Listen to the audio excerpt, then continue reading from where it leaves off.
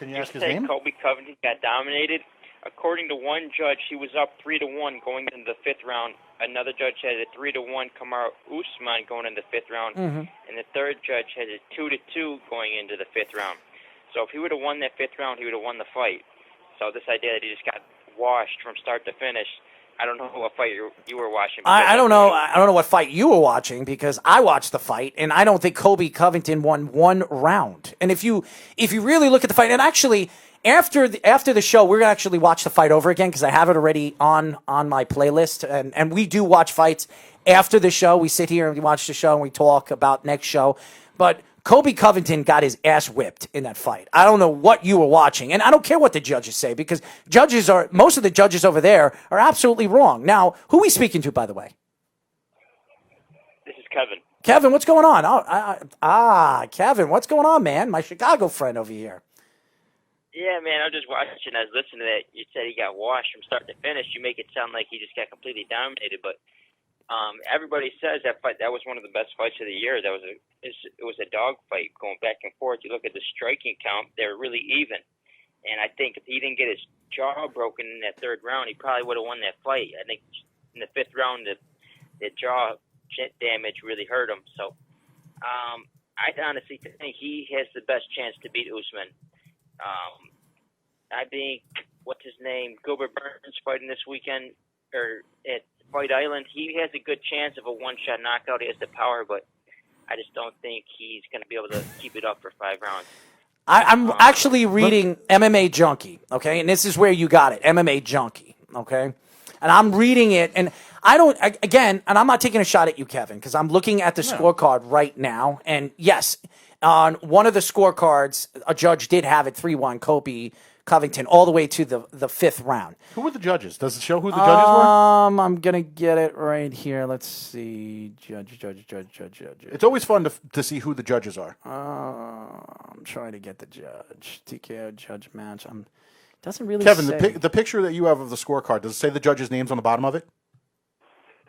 Well, you don't even have to look at the judges' scorecard. You look at the fight. I mean, Colby wobbled him multiple times.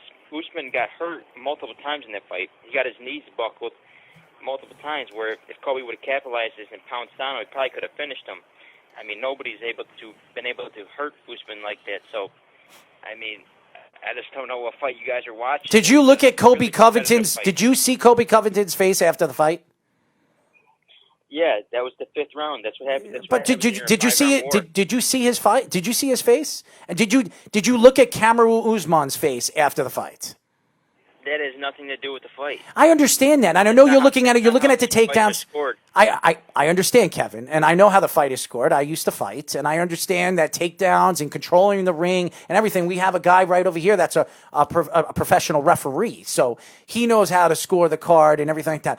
He is a professional. Now, watching the fight, did you think Colby Covington had any chance in that fight? No. Now, let me ask why. I'll answer you why. Let me explain why. When it comes to when we score, all right, and this is an ABC delegation or how they delegate what score goes to what. It goes based off of significance of a strike. So unlike when it does the whole CompuBox and this guy had so many strikes and everything, a lot of times the strikes aren't based off of significance, meaning how much damage is after each one. So a lot of times when people read after the fact, well, he scored this many. A perfect example was just last week, Clay Guida had 3 times as many takedowns as Green, but Green still won that fight. So a lot of times people turn into, well, got taken down. What did you do with it? Well, you punched him, you got him in trouble, but after that, what did you do with it? Did you lay back and such and everything like that? So a lot of it is all based off of opinion and basically perception of how the judge sees it. Now, personally, I think Usman, even though the striking could have been even or very close, I think Usman had more damage, which teeters that towards how it goes. The 3 Ds, that's what they go by, and that's what they teach the referees, the judge. So everybody's on the same page. It's the 3 Ds. Damage, duration, and dominance. It doesn't go by frequency. It used to go by frequency. It did. But if you remember, and I'm sure you remember, Kevin, when they were talking about the whole who's judging these fights, are they boxing guys and such, it was going by frequency. they tried to stay away from the idea of frequency, and they started going more towards the significance of the strike, the damage behind it, the dominance, and how dominant, and the duration of that dominance. And remember, Colby Covington, he broke his jaw in the third round. His jaw was broken in the third round by Usman, by what was it, a left hook or a right hook? I mean, his jaw was broken, and he even said it when he was out. He was in the corner in the third round. After the third round, going into the fourth round, he says, "I can't move my jaw," and he says, "What's wrong?" I think I broke my jaw. That's what he said. So hearing that, and and I know, he said it, and everybody heard him say that. That's something that when the judges are watching it on video, and they have televisions right on their tables. They saw it. They saw that his jaw was all messed up. We actually don't. What happened? We don't have them anymore. No, they don't have them anymore? We don't have them anymore. They used to have them back in the day. Usman won the third round based off the damage he gave to Colby in that third round. I gave Colby the first 2 rounds, and I gave him the fourth round, and then I gave Usman the third round and the fifth round. It's judged by round. You can't. And if you're talking about damage, when you get wobbled, you get punched so hard that your knees buckle, that's an obvious sign of damage. Did he fall? Go back and watch Did he fall? Did he fall? It's not about how many times. Actually, no, but here's the thing. Visibly damaged. You don't have to fall to have damage sustained. Judges don't say, "Oh, well, he got rocked, but I guess he didn't fall, so it didn't count." No. No. First of all, I don't know what I'm talking about. Really? You're clueless. I'm clueless, and you know everything, right? Because you're a Colby Covington fan. Yes. You know everything, right? You know everything. The same guy that you said won the fight, his jaw was broken in the third round, and you're telling me I don't know what I'm talking about. Yeah, you're Kevin. You know everything, Kevin. You know everything. I didn't say he won the fight. You did say that. You said Colby Covington won the fight. Did you not say that? Yes, you did. No, I didn't say that. I said it was a competitive fight. No, you didn't. You said a judge said it was 3-1. Colby going into the last round, it was 3-1. So if he was winning the fight 3-1, he won the fight 3-2, right? He said that. No, I said he was winning the fight up until the stoppage. That's stoppage. What that means. Well, guess what? He had a broken jaw in the third round. So I don't know what you were watching, but I do know something. Significance of a broken jaw or a popped eyeball or a ripped ear or a ripped eyeball. You're going to look at that, and that's a significant damage. That is more damage than watching his legs wobble because he got a punch. Okay, so I don't know about that. When you look at it, that's why he won the third round. That's why he won the third round, because he hurt him badly, rocked him with that jaw shot, broke his jaw. It's judged round by round. You don't break someone's jaw and then all of a sudden win the entire fight. That's not how it works. Well, I know that. By your logic, that means Stipe Miocic dominated the fight. He dominated Daniel Cormier because he knocked him out in the fourth round. No, I did not say that. By my logic, based off your logic, yeah, that's because he won the fight. You're going to honestly sit here and tell me that Colby Covington was winning that fight? Because he wasn't. He was not winning that fight. I don't know what you were watching, but he was not winning that fight. And I'll tell you this right now. I could get 10 people right now. I'll call 10 people right now that knows MMA, and every one of them will tell you that Usman was winning that fight going into the fifth round. He was winning that fight. So I don't care what the judges say. I don't care what you say.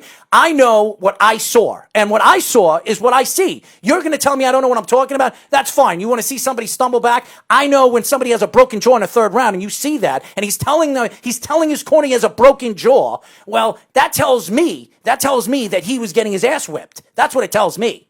That's what. Look at his face. Look at his face and look at Usman's face. Dude. Relax. Take it easy.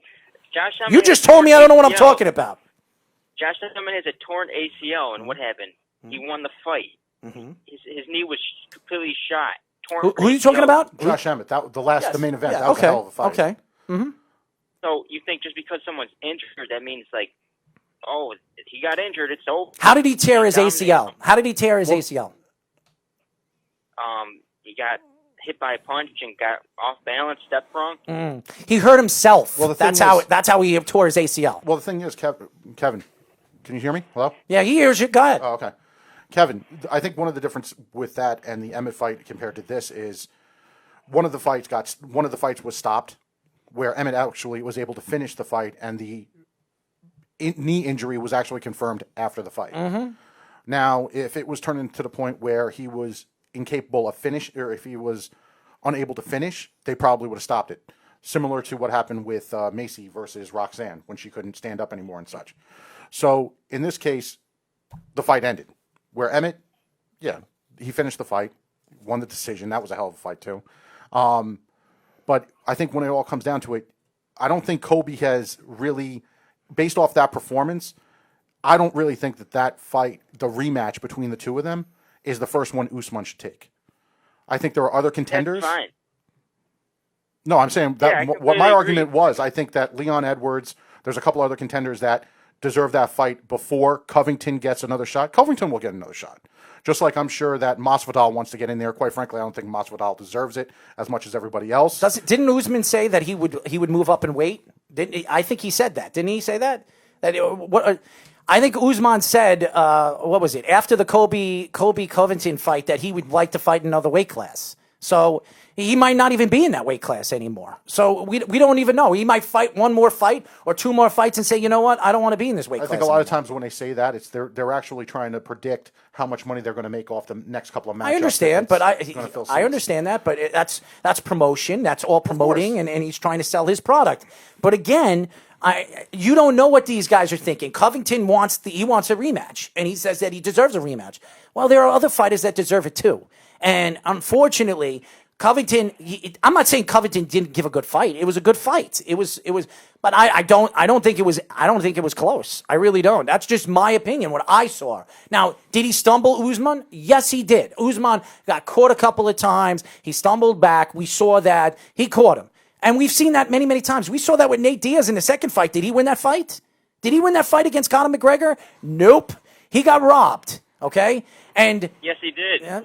He got robbed, and finally, you two agree on something. No, something. Listen, I like Kevin. I don't dislike him. I just. This is my first time hearing from Kevin, and you want to know something? No, close my show. I'll tell you right now. It's nice to have a caller who, whether we agree with him or not, at least the guy knows what he's talking about. He looks behind it and all that, and it's not just because the kid knows something, which I could actually and he knows when he watches. My point, real quick, you guys, real quick. Go ahead. The reason I don't know. Saying that he don't deserve a shot rematch with Kamaru, that's a completely valid stance. But the only thing I disagree with is saying that he got washed, he got dominated. I mean, in close fights are not. If you look at the attention that fight received, everyone's saying, "Oh my gosh, what a great fight! What a war that was." Fights like that are not domination. When you dominate somebody, you're not going to get fight of the year contender. You're not going to get everyone saying what a great fight it is. Mm-hmm. The only time you get a fight like that where there's so much attention, so much praise is when it's a back and forth, really good competitive fight. And that's what that fight was up until the stoppage in the very late of the fifth round. Mm-hmm. I think there's like a minute left in the fifth round. Listen, if it goes to a fifth round, you know it's going to be a good fight. Most of them are, unless it's boring. They're wrestling and they're hanging on each other. But it could be 5 rounds of lay and pray. Well, when you look at Colby Covington's face and how he fought in that fight, you can see that the guy is, the guy should be in the octagon. He's a tough guy, and he went all the way in the third round to the fifth round with a broken jaw. Do you know? I don't know if anybody's ever. I jammed a jaw. I jammed my jaw and had to pop it back into place. I've never broken my jaw, and he broke his jaw, and he still lasted almost all the way to the end of the fight. And that's why they call the fight, because he couldn't take it anymore. I mean, he was getting hit over and over and over again in the fifth round. So, and that could have been an early stoppage. The way he was hanging onto a leg, and there was headshots to the back of the head. It could have been an early stoppage. It could have been. I actually, right there is where I agree with you, because one thing I've seen and I've disqualified people from, and I've taken points people. It's one of my pet peeves. A lot of times people turn with this idea of, if I don't have any place to hit and I don't have a target, well, I'm allowed to hit the back of the head because he's not giving me anything. Nope. If you're a professional, you'll find a target. So when it comes to hitting the back of the head, they need to jump all over that, especially with everything that's going on with CTE and everything. Don't even get me started with that. So I do agree with you on that. There's a lot more of those strikes that are behind the head that you see nowadays that aren't being addressed at all. And you see it a lot with all these fights that are coming up, especially because of the abundance of the fights. You see it a lot.